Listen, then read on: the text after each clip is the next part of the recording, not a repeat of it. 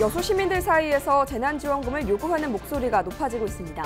재정 자립도가 낮은 지역도 집행하는데 여수는 재정적인 여유가 있다는 게 이유입니다. 최근 수도권의 한 탁구장에서 코로나19가 일파만파로 퍼지면서 방역당국의 비상이 걸렸습니다. 밀폐된 체육시설 이용을 자제해야 한다는 여론이 확산되고 있습니다. 마늘은 한식에서는 없어서는 안 될 중요한 식재료로 활용되고 있습니다.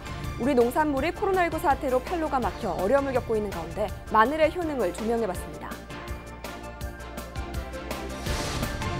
장흥군이 안중근 의사의 사당인 해동사를 중심으로 의향도시 만들기에 나섰습니다. 장흥군의 구체적인 계획을 들어봤습니다.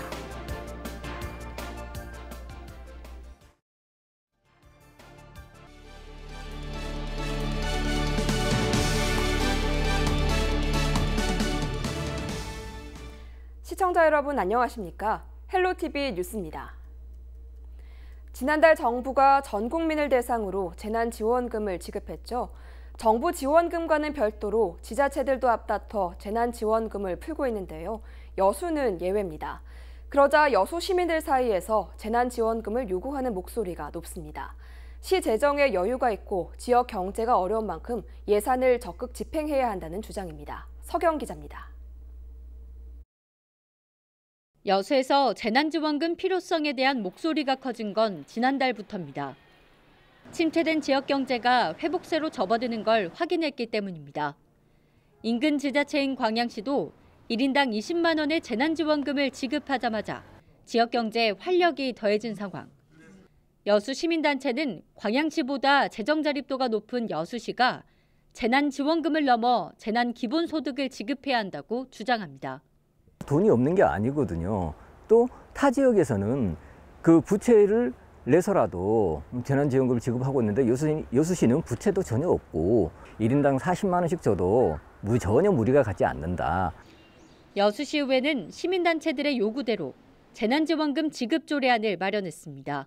조례안은 이미 해당 상임위원회를 통과했고 오는 17일 본회의에 상정될 전망입니다. 의회는 여수시가 지난 2년 연속 미처 다 쓰지 못한 예산만 2천억 원을 넘어섰다고 설명했습니다. 때문에 재난지원금을 지급할 재정적인 여유가 충분하다고 보고 있습니다.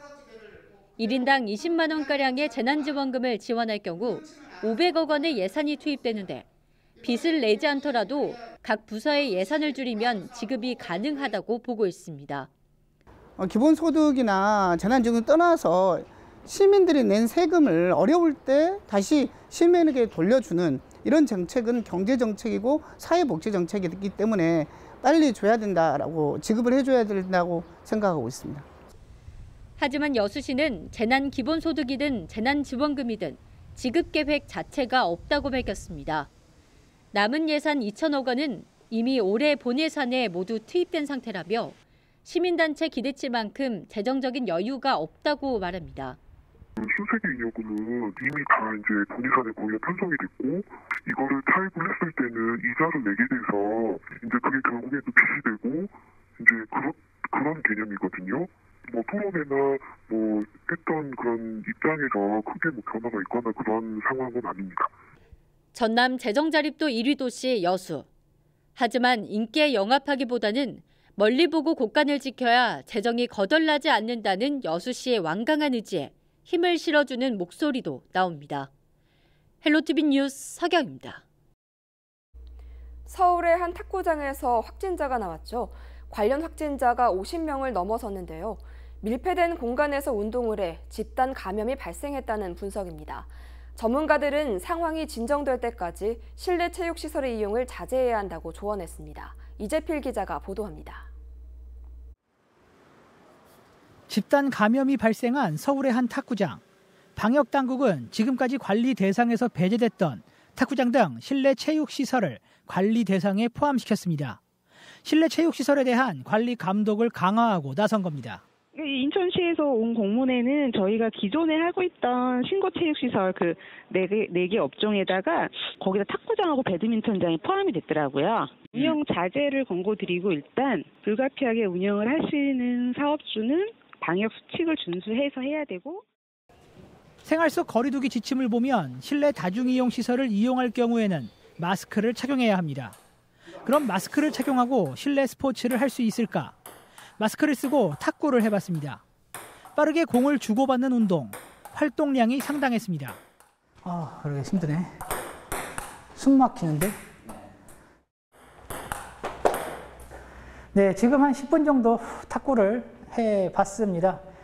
지금 제 상황을 설명을 드리면요. 땀도 많이 나고 있고요. 그리고 무엇보다 마스크를 쓰고 있기 때문에 굉장히 답답합니다.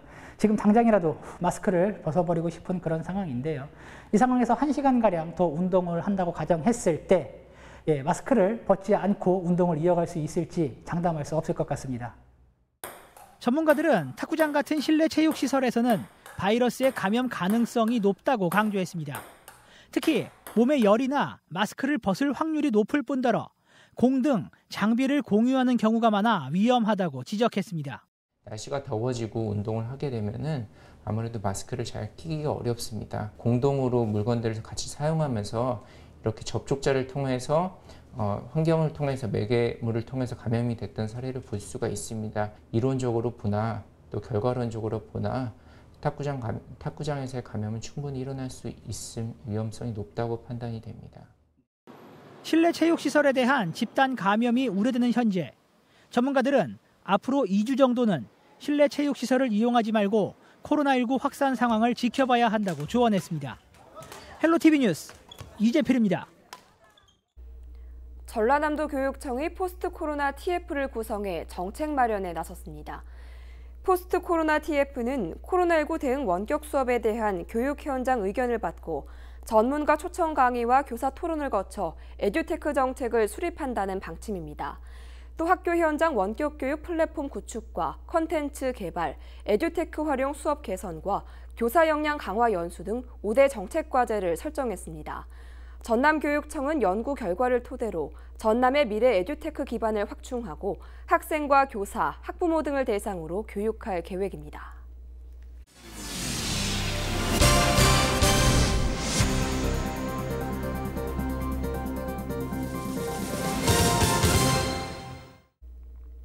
(6월은) 호국 보훈의 달인데요.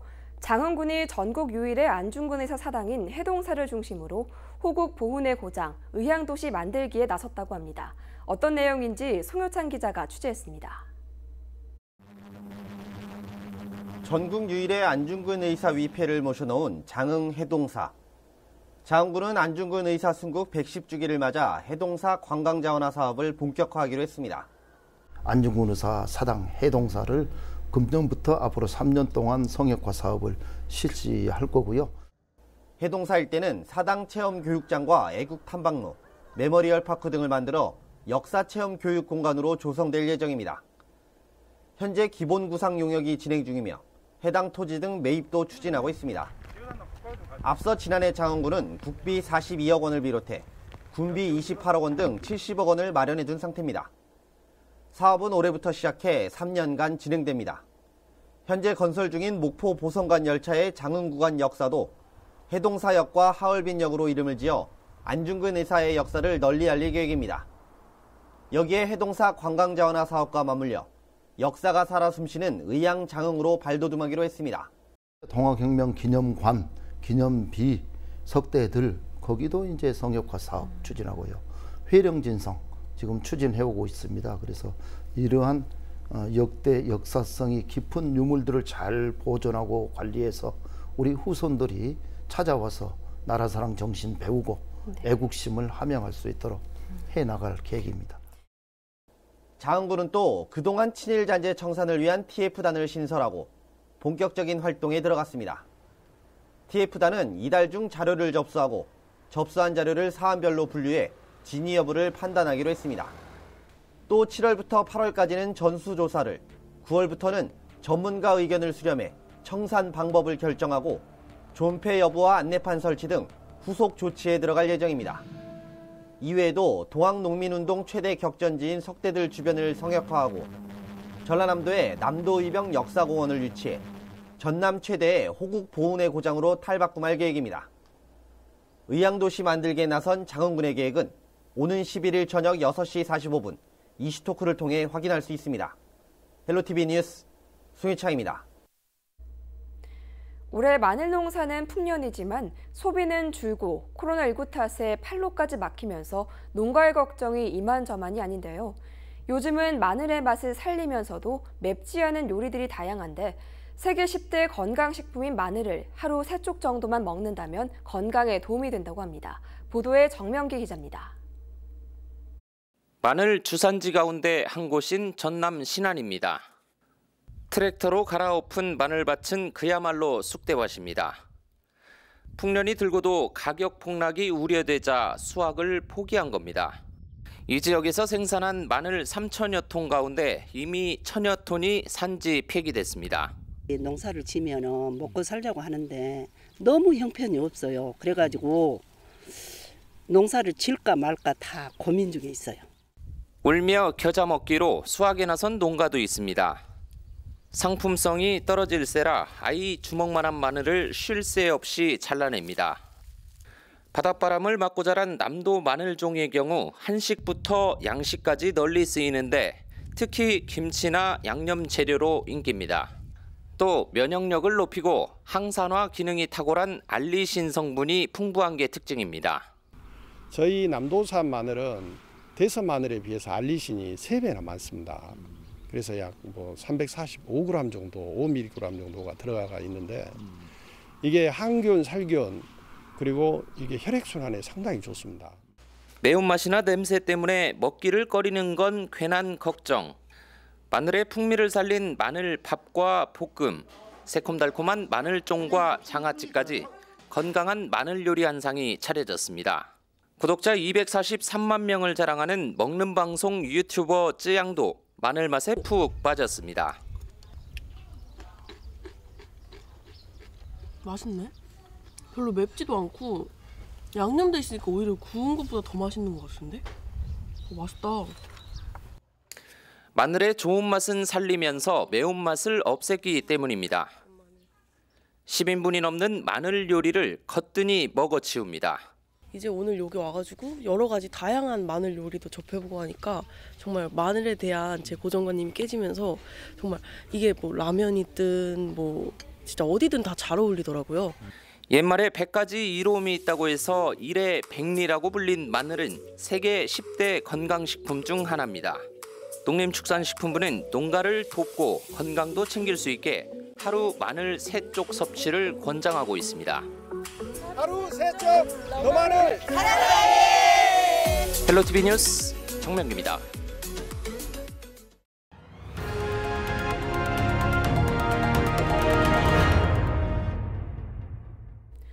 전남의 한 아파트 단지 놀이터에서 놀던 여자 어린이를 추행한 30대 남성이 경찰에 붙잡혔습니다.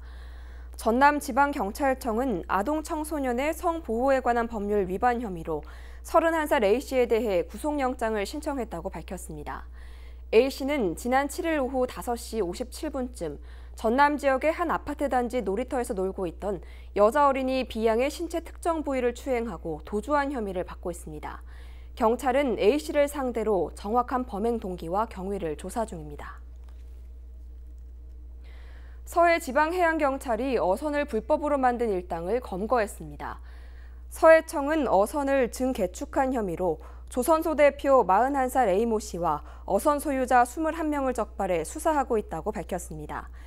A씨는 지난 2018년부터 건조 물량을 늘리기 위해 허가받은 무게보다 배를 크게 만들고 싶어하는 어선 소유자들과 공모해 22척의 어선을 불법으로 만든 혐의를 받고 있습니다. 전남 지역 16곳이 농림축산식품부의 올해 배수 개선 사업 대상지로 선정돼 국비 1,436억 원을 확보했습니다. 배수 개선 사업은 태풍이나 집중호우가 발생할 경우 침수 피해가 반복된 50헥타르 이상 저지대 농경지를 대상으로 배수장과 배수로, 배수문을 설치해 재해를 미리 대비하고 농작물 피해를 예방하기 위한 사업입니다. 이번에 선정된 곳은 신규 착수 대상 9곳과 기본 조사 대상 7곳으로 사업비는 전액 국비로 지원됩니다. 신규 착수 대상은 여수 복산을 비롯해 강진 삼신, 영암 구산, 무안 복용, 진도 고군과 의신, 신안 유각지구 등이며 기본 조사 대상은 광양 오사와 고흥 신양, 영암 용당, 완도 삼산, 진도 군내, 신안 산도지구 등입니다. 신안군이 올해 상반기에만 정부 공모사업으로 10개가 선정돼 571억 원을 확보한 것으로 나타났습니다. 신안군이 확보한 정부 공모사업 가운데 규모가 가장 큰 사업은 해양수산부에서 주관하는 스마트 양식 클러스터 조성 사업으로 오는 2022년까지 국비 220억 원을 비롯한 사업비 400억 원이 투입됩니다. 일반 농산어촌 개발 사업 분야에서는 71억 원 규모의 도초 화도면이 선정됐고 임자 대강 해수욕장 재생 사업에 24억 원, 작은 미술관 조성 사업에 9천만 원이 투입될 전망입니다. 더불어민주당 김원희 의원이 실질적인 지방분권을 실현하기 위해 부가가치세액의 지방소비세 전환 비율을 당초보다 높이는 내용의 법률안을 발의했습니다.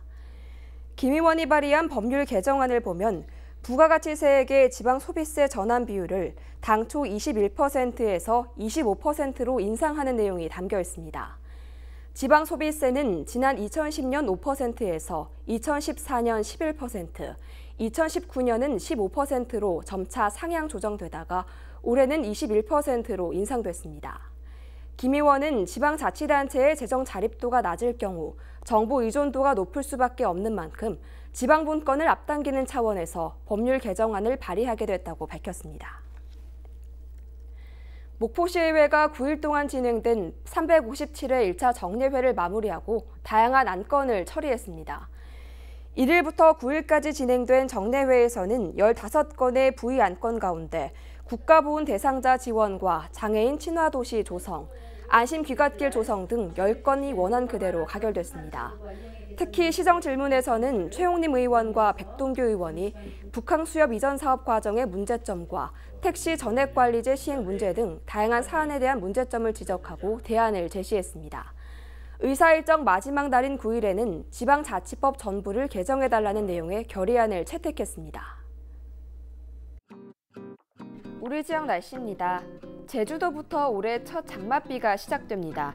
장마 전선이 차츰 북상해 우리 지역에는 늦은 오후부터 비가 내리기 시작하겠습니다. 비의 양은 30에서 70mm가 예상되고 천둥과 번개를 동반하며 요란하게 내리는 곳도 있겠습니다. 정체 전선의 영향으로 내렸다 그쳤다를 반복하며 비가 길게 이어지겠습니다. 우리 지역 아침 기온 19도에서 시작해 한낮 기온은 29도까지 오르겠습니다. 주간 날씨입니다. 비 예보가 자주 들어있는 만큼 이른 장마철 대비를 해주셔야겠습니다. 금요일까지는 29도 안팎의 더위가 이어지다가 주 후반 들어 기온이 다소 내려가겠습니다. 바다 날씨입니다. 바다의 물결은 먼 바다에서 최고 2m로 비교적 높게 일겠습니다.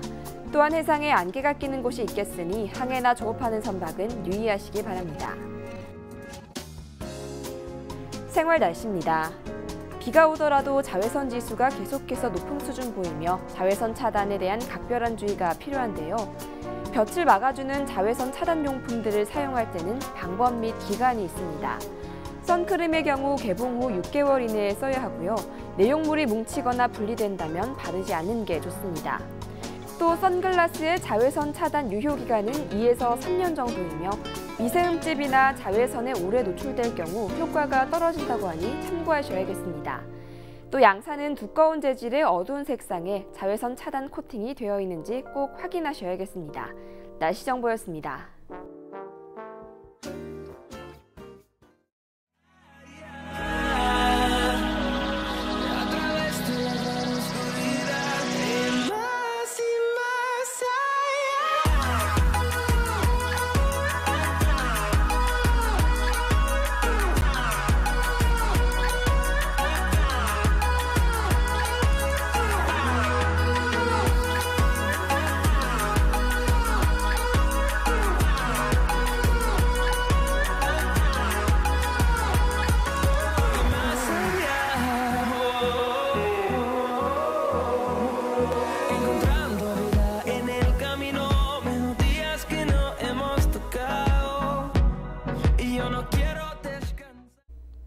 이상으로 헬로티비 뉴스를 마칩니다. 저희는 언제나 지역 주민 여러분 곁에 있겠습니다. 고맙습니다.